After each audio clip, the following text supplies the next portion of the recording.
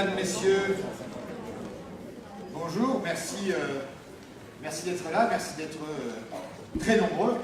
Donc il y a même une forme de chaises au fond là. On fait exprès d'avoir beaucoup moins de chaises que d'inscrits pour faire masse. Non, sérieusement, vous êtes aussi nombreux que vous ne l'avez jamais été dans ces assises depuis 2011-2012. Voilà, donc je ne sais pas, on ne sait jamais quand on organise ce type d'événement combien il y aura d'inscrits à la fin, et à notre surprise, on a vu rapidement durant tout l'été et en cette rentrée vos inscriptions affluer. Vous êtes plus de 300 ici dans cette salle. Ça veut dire quelque chose, je ne sais pas quoi, on le verra pendant 48 heures, mais manifestement ça montre au moins que vous avez envie de débattre, envie d'être informé et envie de suivre l'actualité de ce secteur. C'est ce que nous essayons de faire nous-mêmes avec le journal du domicile depuis 2008. C'est il y a plus de 10 ans maintenant que ce journal s'est créé. Il s'est créé avec une originalité, c'est qu'il s'adressait aux différents segments de ce secteur. Aux petits, aux gros, aux ruraux, aux urbains, aux publics, aux associatifs, aux commerciaux. Et ça n'a pas été toujours facile au début. Certains ici ont leur carte de fidélité, puisque je reconnais des visages qui n'ont quasiment jamais manqué une édition des assises depuis 2010. Mais le journal d'abord, les assises nationales de septembre ensuite depuis 2010, ont été le moment, le lieu où on a pu dialoguer au-delà des chapelles de fédération, au-delà des chapelles juridiques, au-delà une fois de plus des caractéristiques qui peuvent les uns et les autres vous distinguer. Et c'est peut-être ça aussi que vous avez appris à apprécier dans ce rendez-vous. L'ambiance n'est plus de ce point de vue tout à fait la même depuis 10 ans. J'ai appris, on m'a dit hier, que vous étiez toute une série de délégations de fédération à être allés au ministère, je crois, de l'économie, et que vous y allez aller bras dessous, quels que soient, une fois de plus là, les statuts juridiques. Et je pense que les débats de cet après-midi vont montrer qu'aujourd'hui, des enjeux dépassent les chapelles, une fois de plus, qui peut-être avaient, il y a quelques années, plus d'importance. Merci donc d'être là. Vous avez vu que notre journal papier est devenu une édition numérique depuis quelques mois. Il y a un avantage pour le lecteur, c'est que c'est devenu gratuit. Il y a un autre avantage pour nous, c'est qu'on a beaucoup plus de lecteurs. Puisqu'à un moment donné, effectivement, s'abonner à un journal papier devenait un tout petit peu compliqué dans notre monde numérique, et donc on a fait le choix de délivrer à vous tous, gratuitement, en tout cas tous ceux qui le souhaitent le recevoir et le lire, une version mensuelle numérique du journal du domicile, qui demeure donc, mais cette fois-ci, sous une forme numérique. C'est toujours le brillant Patrick Haddad qui rédige cette lettre chaque mois pour vous, et il aura l'occasion juste après d'animer les débats de cet après-midi. Je veux remercier d'abord aussi les entreprises qui sont toujours là présentes à côté, c'était aussi là aussi un moment d'échange avec les prestataires qui vous aident dans votre métier au quotidien, et qu'ils en soient remerciés. Et je veux aussi remercier les fédérations, on y reviendra, mais qui elles aussi ont accepté de participer à un rendez-vous. Chaque fédération a son congrès. Et puis nous, on est arrivé là-dedans en disant venez tous, on fait un rendez-vous au mois de septembre. Bon. Et chaque fédération l'a accepté de bon augure, et je les en remercie. Seule une fédération n'est pas là, enfin, officiellement là, mais je sais que beaucoup d'adhérents de l'UNA sont dans cette salle. Le président de l'UNA a décidé il y a 2 ans de ne plus participer à ces assises, mais plus que jamais, seuls les absents ont tort. Parmi ces absents d'ailleurs, l'Assemblée des départements de France. Là, ça devient un peu une habitude, et on l'a dit hier d'une certaine manière. Alors, à la fois, c'est pas très regrettable, parce que ces derniers temps, on a aussi du mal, du côté des départements de France, à avoir un message clair, puisque vous avez, vous, dans vos départements, des interlocuteurs à chaque fois différents, et c'est plus compliqué, effectivement, d'avoir un message des départements, quelle que soit leur situation géographique et quelle que soit leur couleur politique. Bon, le représentant de l'ADF a décliné hier pour aujourd'hui, alors qu'il avait accepté, je lui ai dit que c'était pas très sympathique tout ça, mais on aura l'occasion de rediscuter à d'autres moments et dans d'autres enceintes avec lui. Et puis enfin, Agnès Buzyn avait accepté de venir ouvrir ses assises jusqu'à ce que quelqu'un d'un peu plus influent que nous, qui s'appelle Emmanuel Macron, lui a demandé de l'accompagner hier à l'Assemblée Générale de l'ONU à New York, où elle se trouvait. Et au moment où nous ouvrons ces assises, elle devrait être entre New York et Pointe-à-Pitre, ou New York et Fort-de-France, puisqu'il y a pendant 3-4 jours une visite officielle du président de la République et de la ministre de la Santé dans des territoires d'outre-mer, ce qui exclut son absence, mais il m'a demandé de l'excuser, et l'excuse est, n'est-ce pas, sérieuse. Je veux aussi saluer, mais vous aurez l'occasion de l'entendre tout à l'heure, Agnès Firmin-Lebaudot, députée de Seine-Maritime, qui est une de ses parlementaires. Elles sont un certain nombre, je dis elles parce que la vérité c'est que c'est elles, sont assez nombreuses à l'Assemblée nationale à s'investir sur les questions relatives aux personnes âgées. Et merci d'être là, on vous entendra de toute façon plus tard dans l'après-midi, mais merci d'être venu dès le début de cet après-midi pour vous-même entendre les autres. On écoute attentivement les élus et c'est bien que les élus écoutent les fédérations qui vont s'exprimer dans un petit moment. Elles vont s'exprimer dans un contexte marqué par plusieurs débats majeurs. Le premier, je ne développe pas puisque les fédérations en parleront tout à l'heure, c'est évidemment tout ce qui tourne autour du CICE et du CITS, c'est des sujets d'actualité, brûlante actualité, je ne les dévoile pas, mais ce sera évidemment un morceau de choix de nos débats cet après-midi. Il y a une deuxième question, c'est le financement de ce secteur. Le plan que Agnès Buzyn a dévoilé fin mai délègue à ce secteur 2 fois 50 millions d'euros. C'est à la fois beaucoup pour ne rien faire, mais très peu si on veut faire des choses sérieuses. Et donc, évidemment, le secteur est en attente d'une réforme un peu plus structurelle et de financement plus massif pour se moderniser. Vous avez un troisième sujet qui est évidemment le sujet contractuel, et c'est pas vous. Là encore, les pratiques sont différentes d'un territoire à l'autre et vous aurez 48 heures pour échanger déjà entre vous pendant les pauses, mais avec la salle pendant nos tables rondes. Et puis enfin, et ça on ne le savait pas encore au mois de juin, 2019 sera aussi la date d'une loi. Emmanuel Macron, un peu contre toute attente, il faut bien le dire, ce n'était pas dans son programme, il ne l'avait pas prévu, on ne l'avait pas prévu. Il a annoncé le 13 juin dernier qu'en 2019, il y aurait une loi sur le financement de la perte d'autonomie. Je pense d'ailleurs, on verra dans quelques jours, que le périmètre de la loi devrait être plus large que le seul financement, puisque lundi, la ministre installe un certain nombre de groupes de travail, les différentes fédérations seront partie prenante de ces groupes de travaux, qui devront rendre leurs conclusions pour janvier-février. Donc on rentre à nouveau dans notre secteur, dans une période, comme on l'a connu il y a 3 ou 4 ans avec la loi ASV, comme on l'a connu d'une certaine manière il y a quelques années aussi avec les ateliers qu'elle a mis en place sur Roselyne Bachelot. On espère que cette fois-ci, ça débouchera sur une véritable loi. Mais à nouveau, on rentre dans une période de débat, de réflexion, puisque cette fois-ci, on sait qu'au bout du chemin, il y a une loi. Le président de la République s'est engagé, qui sera déposée au Parlement avant la fin 2019. Et puis, il y a aussi la question, pour terminer, de la Silver Economy. On a appris aujourd'hui que la filière Silver Economy aux fédérations participe activement, à la fois la filière service à la personne et la filière Silver Economy. Elle fera l'objet d'une relance officielle par la ministre le 22 octobre prochain. Ce sera donc là aussi un sujet qui permettra eh bien de débattre entre nous pendant les prochaines heures. Nous avons souhaité, et je les en remercie, de mettre une petite nouveauté en début de ces assises, qui n'était pas prévue. J'ai demandé aux principaux responsables de fédération qui vont s'exprimer dans l'après-midi sur leur sujet, mais s'ils avaient la possibilité d'entrer le jeu, là, maintenant, en 2 minutes. C'est pas venu pour parler 2 minutes. Ah, j'ai dit 3 minutes, déjà il négocie. Oui, alors, en 3 minutes, de développer une idée, un peu flash. Une fois de plus, je ne veux pas résumer leur pensée à cela.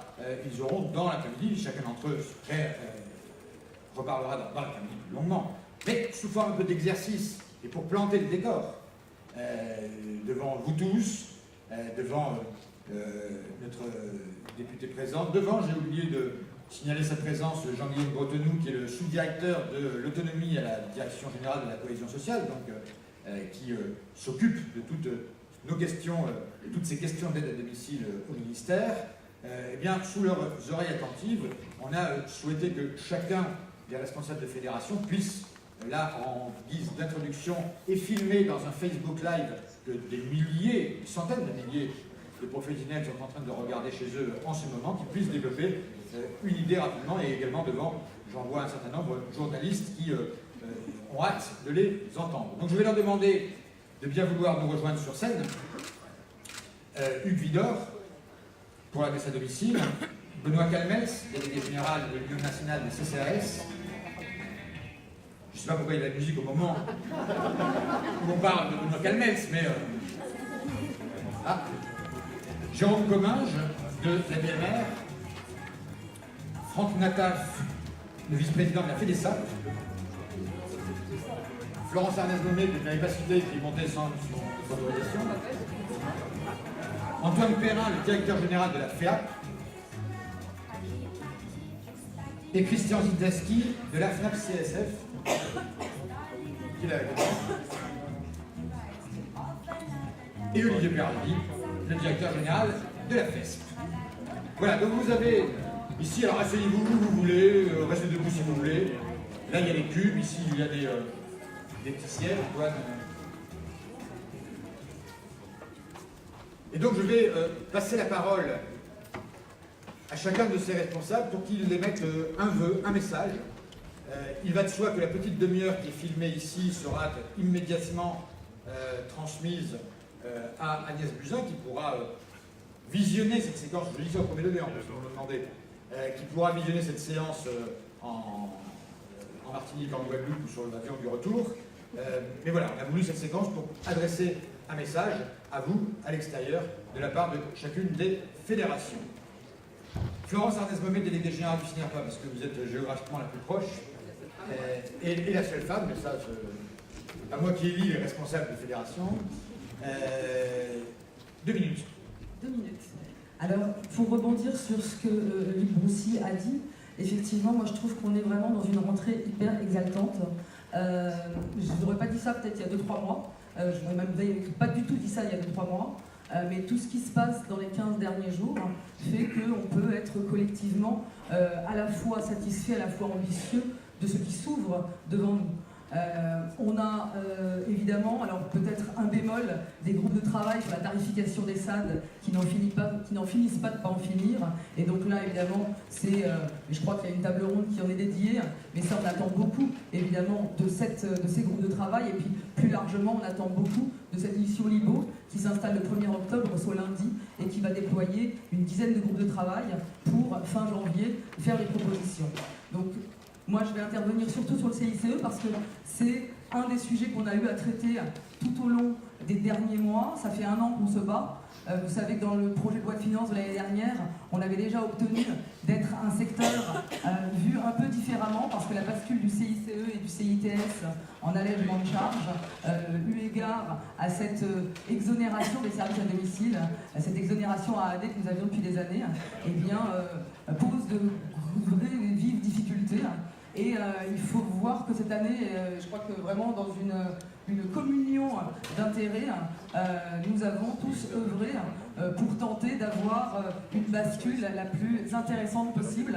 Alors, je ne vais pas rentrer dans la technique, mais jusqu'à hier, effectivement, nous étions reçus collectivement par le directeur de cabinet de M. Darmanin, Jérôme Fournel. Nous avons régulièrement des contacts avec Matignon. Nous avons été invités évidemment à l'Élysée pour le plan santé, où Emmanuel Macron a parlé du grand âge. Donc je crois qu'on est vraiment à un moment, et ça fait 15 ans que je suis à la délégation générale du CINERPA, donc c'est rare de m'entendre dire ça, mais à un moment vraiment exaltant où quelque chose va se passer dans les 2 ans. Donc tous ensemble, j'espère, toutes les fédérations que nous sommes, aussi bien associatives que commerciales, eh bien, nous allons pouvoir, j'espère, faire véritablement avancer la structuration de ce service d'aide à domicile. Le CINERPA le souhaite, le CINERPA domicile le souhaite, et ce que nous voulons vraiment par-dessus tout, c'est de donner vie à ce parcours et de faire en sorte que les services à domicile demain puissent véritablement offrir toute la palette de services qu'ils ont envie aujourd'hui d'offrir et qui sont si difficiles à mêler. Donc on espère vraiment beaucoup de tout ce qu'on entend aujourd'hui, des pas dans les murs, des pas à domicile, et en tout cas d'un futur secteur où on pourrait proposer à la personne fragile de l'aide, du soin, des sorties, de l'animation, du portage de repas et tous les services dont elle a besoin pour rester le plus longtemps possible à domicile. Aujourd'hui, on s'entend plutôt pas mal entre fédérations et on avance, je crois, bien ensemble. Donc voilà, moi je suis très contente et ambitieuse pour la suite. Merci Florence Arnès-Gomé. Antoine Perrin, directeur général de la FEAP, qui a aussi la caractéristique de mêler sanitaire et médico-social. 2 minutes, 3 minutes. Moi j'ai envie de prendre au mot le président de la République dans le nouveau plan Ma Santé 2022 qu'il a présenté, et donc la ministre de la Santé qui est en charge de le faire, lorsqu'il veut faire la promotion de la proximité. Vous savez qu'il veut pousser les CPTS, les communautés professionnelles territoriales de santé, à être coordonnées, à être plus investies. Et moi j'ai envie de demander qu'on prenne le mot santé au sens global du terme. La santé, c'est le bien-être physique, psychique, social, mental de toute personne. Et donc, ça concerne tous les acteurs du domicile.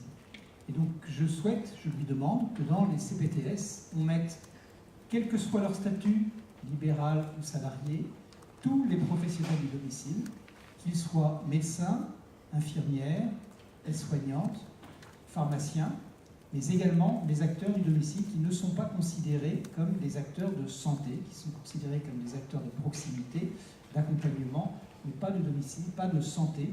Et donc il faut absolument qu'ils soient au sein de ces CPTS, dans la coordination, puisqu'on voit bien qu'actuellement, si le sujet est de libérer, puisque le président de la République a dit comme ça, de libérer l'hôpital des personnes qui n'ont pas à y être parce qu'elles y sont par défaut de proximité, et donc elles sont aux urgences, elles sont hospitalisées, ça n'est pas pour leur bien-être, c'est par défaut qu'elles le sont. Donc pour que ces personnes soient au domicile, il faut non seulement qu'elles aient des soins à domicile, ça c'est prévu, mais qu'elles aient de l'accompagnement à domicile. Le soin ne suffit pas. Donc voilà, je saisis le président de la République en lui demandant de mettre le domicile dans les CPTS. Très bien, une proposition extrêmement concrète. Et manifestement approuvée par un certain nombre de nos invités. Olivier Peraldi, délégué général de la FESP, de la Fédération des entreprises du service à la personne. Oui, merci Luc. D'abord, oui, merci de cette proposition en 2 minutes, 3 minutes peut-être, d'intervenir en ouverture de tes assises. Oui, bien sûr, le CICE, dans le sens où, premier sujet évidemment, le CICE, dans le sens où nous avons maintenant besoin de certitude dans nos métiers. Nous avons besoin de certitude dans notre secteur. Nous devons savoir où nous allons et nous devons sortir de cette spirale. Tous les 2 ans, on remet sur le boisseau le travail de la dépendance. En fait, c'est quoi le travail de dépendance? C'est la pérennité des structures, d'abord. C'est ensuite le juste prix, le financement.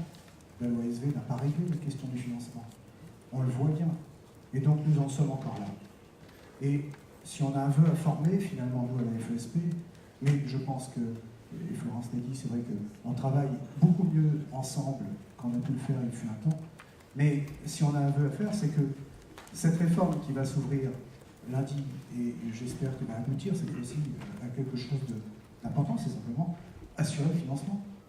Les départements ne sont pas là aujourd'hui, peut-être pour cette question-là, justement.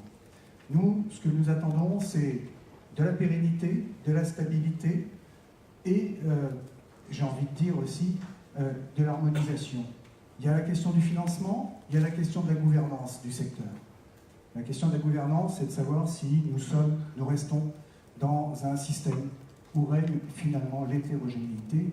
On était en réunion, certains d'entre nous, il n'y a pas longtemps, il y a quelques jours, sur la tarification au ministère, et je voyais 558 CPE.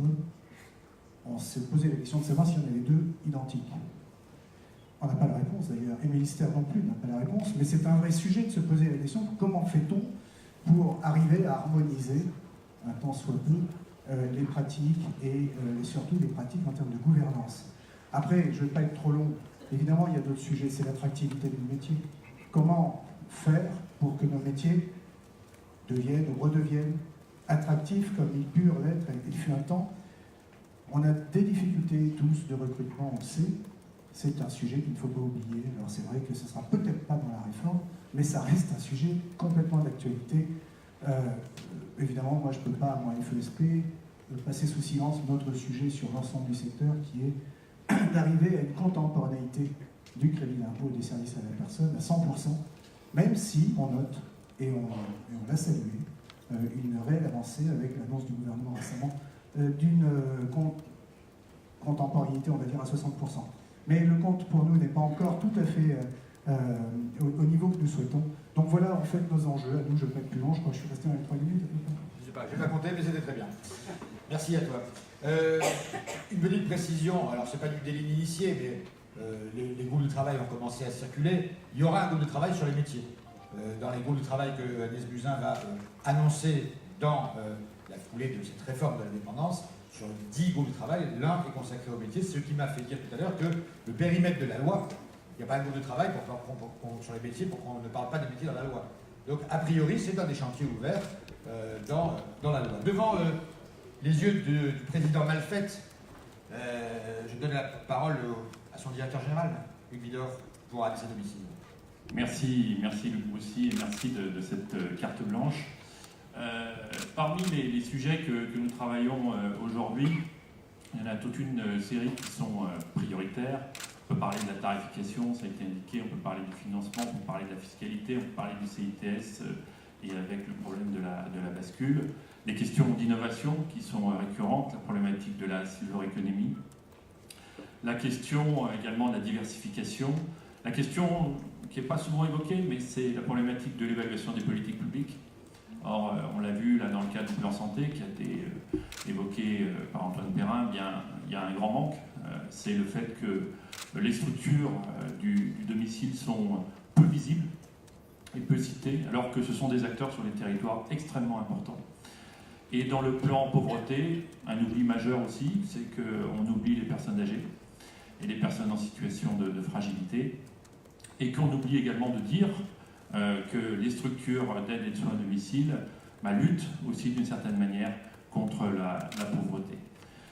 Eh bien, ce ne sera pas ces sujets qu'on va prendre à cet instant, c'est plutôt à l'occasion de cette carte blanche une autre problématique qui est récurrente et qui fait partie de notre actualité aujourd'hui, parce qu'elle touche à la fois nos valeurs, mais à la fois aussi l'avenir de nos organisations.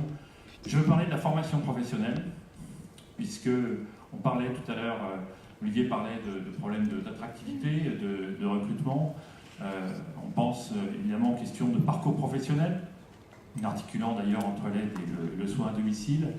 On peut parler des observatoires, on peut parler d'une formation qui est nécessaire par rapport à l'intervention à domicile, une intervention de qualité, mais également une formation qui permette aux salariés d'actualiser leurs compétences et d'être en mesure de faire face aux évolution des pathologies, évolution des systèmes, avec notamment l'arrivée du numérique. Un seul chiffre, 8% des salariés en France ont peu de connaissances et ne sont pas formés sur le numérique, ce qui est un vrai problème par rapport à la révolution qui s'annonce. Par rapport à cela, donc on a une conviction au niveau de la fédération, plus largement au niveau de la branche, et je pense que c'est une conviction qui est partagée d'une façon transversale, c'est de dire que la formation est un levier pour faire évoluer nos organisations et leur permettre d'être qualitatives et surtout de bien servir les personnes que nous accompagnons. Or aujourd'hui, on assiste à un Big Bang de la part du gouvernement, c'est-à-dire avec la loi sur l'évolution de l'avenir professionnel, de la formation professionnelle. Un Big Bang puisqu'il a des avancées tout à fait positives en termes de simplification. On a par exemple qu'un seul organisme de pilotage qui s'appelle France Compétences et avec des déclinaisons territoriales dans les comités paritaires interrégionaux et qui vont pouvoir regarder de près la question autour du compte personnel de formation et compte de transition notamment. On a aussi des avancées sur l'apprentissage. On est tout à fait engagé sur les politiques d'apprentissage et on souhaite le développer. Non, ce qui nous pose question, c'est le fait de laisser seul, et la loi, c'est bien ça qu'elle met en avant, c'est de laisser seul le salarié devant ses choix de formation. Et on a eu de cesse de dire, au niveau d'ADESA domicile, au niveau de la branche et au niveau des employeurs de l'économie sociale plus largement, toute la crainte que nous avions auprès du Premier ministre, auprès de la ministre du Travail, auprès de Madame Buzyn, directement d'ailleurs, pour lui évoquer ces problématiques et voir de quelle manière on pourrait les résoudre. Pourquoi particulièrement dans notre branche de l'aide et du soin à domicile? Eh bien parce qu'on est sur une population qui n'est pas majoritairement une population de cadres et qui n'est pas une population qui, par nature, a une forte appétence à la formation. Et donc on le sait et on le vit, puisque au sein d'Uniformation, qui est aujourd'hui le cas de la branche, 70% des formations sont faites en co-construction, c'est-à-dire qu'il y a à la fois un abondement de l'employeur et un abondement du salarié. Que depuis plusieurs années, 124 000 salariés partent et professionnels partent en formation sur 228 000 au niveau de la branche. Tout cela étant permis parce qu'il y a un fort taux de mutualisation et parce qu'il y a un engagement aussi qui est supérieur au taux légal, puisque le taux légal est à 1%, et que dans le cadre de nos engagements, nous allons à 2,4% aujourd'hui. Donc l'appel que je souhaite lancer à ce sujet, c'est de dire il faut que nous raisonnions d'une façon un peu systémique, que nous raisonnions avec l'ensemble des organisations employeurs, qu'elles soient non lucratives, associatives, qu'elles soient commerciales, que ce soit également avec les organisations de salariés, que ce soit aussi avec ceux qui gèrent les OPCA aujourd'hui, qui vont devenir demain les opérateurs de compétences, pour qu'on trouve la bonne formule permettant de continuer à mettre l'effort de formation au niveau où il doit être dans la branche et dans le secteur, dans le domaine de l'aide et du soin à domicile, sans quoi il y a une vraie problématique pour l'avenir de nos métiers. Ce n'est pas des sujets que tu as évoqués en premier, mais c'est un sujet qui est dans le débat puisque l'actualité gouvernementale nous porte à anticiper ces évolutions et nous porte à être inventifs collectivement pour trouver les réponses adaptées. Merci beaucoup. Je me tourne vers mon ami Franck Nataf, vice-président de la FEDESAP, qui va parler devant Xavier Corbin qui vient d'arriver. Stéphane Corbin. Pourquoi Xavier ? Stéphane Corbin, je vous ai dit qu'il y avait le directeur à l'autonomie à la DGCS et il y a désormais le directeur de l'autonomie à la CNSA. Merci d'être avec nous. Franck Nataf. Merci. Bon, en tant que chef d'entreprise, je suis économe du denier public. Je vais être économe de votre temps de parole, de temps de cerveau disponible. Et faire assez court. Nous, aujourd'hui, on a une seule demande. En fait, on nous annonce, en effet, depuis assez longtemps maintenant, une société inclusive, transformation de l'offre complète. En fait, la seule chose qu'on attend, c'est en effet ça. Et ça se traduit par deux choses. Primo, la désignation et la reconnaissance qui doit être due aux structures de services à domicile comme étant les chefs de file du médico-social au domicile et sur l'écosystème des villes. Deuxièmement, un investissement massif. Bon, on parlera tout à l'heure des 50 millions. En l'occurrence, c'est pas massif. Un investissement massif dans le secteur de manière à créer des structures qui soient capables d'accompagner de manière correcte, avec des moyens et avec une capacité d'évolution qui ne dépendent pas uniquement de mesures fiscales, on a parlé du CICE, ni qui tendent à faire pression sur les salaires ou sur les salaires de nos intervenants, puisque là, en gros, on nous demandait de limiter la rémunération de nos salaires avec le CICE à 1 650 € brut pour un temps plein, quand on va probablement réussir à obtenir 1 800. Merci. Merci Franck Nataf. De toute façon, on vous réécoutera à nouveau tout à l'heure dans les tables rondes. On a parlé d'associatifs, on a parlé de commerciaux et publics aussi, à travers les centres communaux d'action sociale. Benoît Calmels. Je reste assis là parce que moi, c'est un certain âge, je préfère rester assis. D'ailleurs, la première chose que je souhaitais dire à Luc, c'est que on peut se dire que la ministre, Agnès Buzyn, en allant aux Antilles plutôt que de venir ici, fait quand même un clin d'œil aux assises, parce qu'après tout, je rappelle que la Guadeloupe, qui actuellement est l'une des 3 régions les plus jeunes de France, va devenir dans 20 ans l'une des 3 régions, si ce n'est la région la plus âgée en France. Donc quelque part, elle fait quand même un clin d'œil depuis les Antilles à la thématique générale qui est quelque part quand même la question des personnes âgées. Et c'est là-dessus que nous, à l'UNCAS, on souhaitait intervenir sur une question plus politique. Tu l'as évoqué tout à l'heure, des lois ou des plans concernant les personnes âgées. On commence à avoir l'habitude d'en avoir quelques-uns depuis Roselyne Bachelot, Michel Delaunay, Pascal Boitard. On a vu des tas de dispositifs arriver et je dirais on a été trop souvent habitués, certainement, à ne finir qu'à des dispositifs techniques, sans doute essentiels, mais qui perdaient ce qui est essentiel à nos yeux, c'est-à-dire l'aspect politique. Le président de la République, alors je suis d'accord avec toi, on est un peu tous tombés, je pense, ce soir-là, lors de l'interview de ce qui quitte son canapé, quitte sa chaise, quitte de n'importe où, avec cette déclaration sur, si on se rappelle bien quand même, le 5e risque. C'est ce qui a été dit. J'ai re-regardé avant d'intervenir tout à l'heure la vidéo, et donc il parle bien de 5e risque, ce qui n'est pas neutre. Parce que la question essentielle qu'il va y avoir à résoudre, alors je suis d'accord avec toutes les fédérations qui se sont exprimées, il y a des questions techniques à résoudre, mais avant de résoudre les questions techniques, il y a une question essentielle, qui est celle du choix politique pour la France concernant les personnes âgées. Et quand on parle de 5e risque, c'est ce choix politique qui va être important. Est-ce que la question du grand âge est une question de politique nationale, de solidarité nationale, et ça veut dire derrière, va découler, si on estime que c'est un, et j'ose l'espérer, le gouvernement va plutôt aller sur la question d'une politique nationale, une question de solidarité nationale, il va falloir mettre les moyens derrière. Et pas de se dire, nous avons juste autant, on va voir comment on les répartit, ne pas se dire, bon, on va laisser aux départements le faire, parce que les départements, dans l'état où ils sont, en plus on a vu que l'ADF, il y a 24 heures, est devenue une organisation presque plus politique militante, c'est le président de l'Assemblée des régions de France qui l'a dit lui-même, qui devenait une organisation militante en s'alliant avec les 2 autres. La vraie question qu'il va y avoir, c'est que ce grand débat qui va s'ouvrir à partir de lundi, qui va aller très vite, il faut vraiment que ça marque une décision politique, et c'est pas d'autre que ce soit le président de la République qui lance un débat, mais que ce soit une question politique qui dise que veut-on faire pour le grand âge en France. Et de là, je pense qu'on arrivera à avoir un dispositif législatif, et je suis content, on a commencé le débat tout à l'heure avec la parlementaire présente, et le Parlement a tout son rôle à apporter là-dedans, c'est d'être attentif au fait qu'on ne rate pas ce rendez-vous comme on l'a raté ces dernières années. Merci Benoît Calmels, qui est tombé donc de son canapé au moment du discours du président de la République, dont je rappelle qu'il avait lieu à 13h. Donc je ne sais pas ce que tu dis sur un canapé à 13h, mais... Jérôme se rappelle du moment Jourdain et Pénel. Voilà, ah oui, le matin ah bah, bon, voilà. Donc c'est toi qui avais raison, pardon. Des heures pas possible. Voilà. Bon, en tout cas, merci pour ces précisions. Par contre, je suis obligé de reprendre notre ami Calmels sur un point.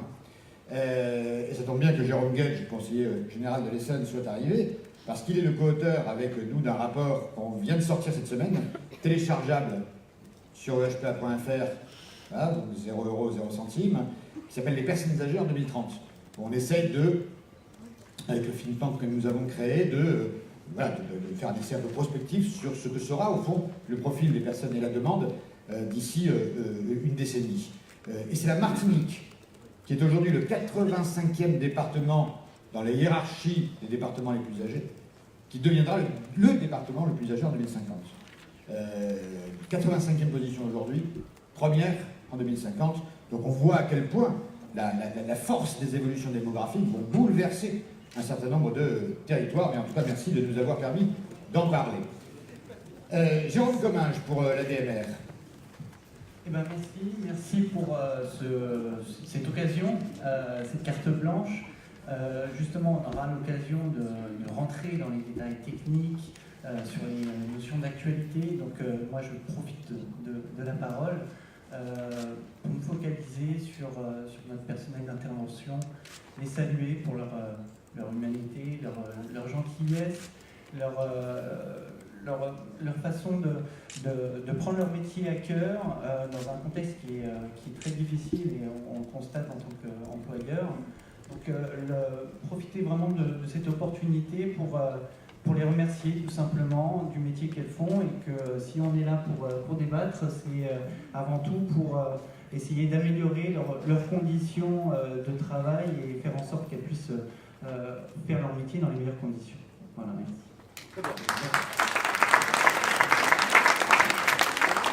Merci pour ce message effectivement indispensable. Et enfin, Christian Zietynski, président de la FNAP CSF, qui clôt ce round. La clôture, j'ai l'habitude, avec le nom que j'ai, et surtout orthographiquement, ça ne me dérange pas d'être en dernier. On ne s'est pas concerté avec l'UNADMR, mais nous aussi, quand on s'est posé la question sur quel sujet flash on pouvait intervenir, au-delà des aspects techniques qui seront abordés lors des tables rondes, on voulait faire un focus sur les intervenants à domicile, et je dirais même plus aujourd'hui sur les intervenantes, parce que 97%, voire 98% sont des personnels féminins. Ce sont des personnes qui exercent leur métier auprès de personnes qui vivent des difficultés, qui sont en perte d'autonomie. En ce qui concerne notre fédération, il semble important de témoigner aujourd'hui, comme vous l'avez fait, et de leur adresser à ces personnels toute notre reconnaissance pour le dévouement et le soutien qu'ils mettent en œuvre au quotidien, au domicile. Alors c'est pas de la démagogie, hein, c'est vraiment ce que l'on pense. Les personnels, c'est le fondement de nos activités. Donc je pense qu'ils tiennent une place importante. Et je prendrai pour exemple la campagne que le groupe Aesio a mis en place sur le net et sur les réseaux sociaux. Campagne « Dites-leur merci ». Alors je vous invite à liker, excusez-moi du terme, sur cette campagne. Ça peut aussi contribuer à ce que ces métiers soient également mieux reconnus. Et pourtant, ces métiers sont peu, voire pas du tout reconnus, mal rémunérés et souvent très difficiles. Nous menons au sein de la fédération ce combat parce que c'est un véritable combat pour faire reconnaître ces intervenants à domicile comme travailleurs sociaux à part entière. C'est pour cette raison, parce qu'il faut faire aussi des propositions, c'est pour cette raison qu'il faut sortir du système aujourd'hui de la tarification horaire qui cloisonne l'intervention pour aller vers un système de financement au poste. Avec ce financement au poste, on prend l'action du professionnel dans sa globalité. De plus, ce financement au poste laisse plus de latitude à la structure porteuse du projet d'intervention qui, de ce fait, pourrait mettre en place des coordinations pertinentes avec, entre autres, les médecins traitants, les bailleurs sociaux, la famille et l'ensemble des professionnels qui interviennent à domicile. Donc voilà ce que l'on souhaitait mettre en avant sur cette information flash. Et je vous remercie de nous avoir laissé la parole. Merci à vous. Eh bien, on peut les remercier tous. Vous allez tous les réentendre.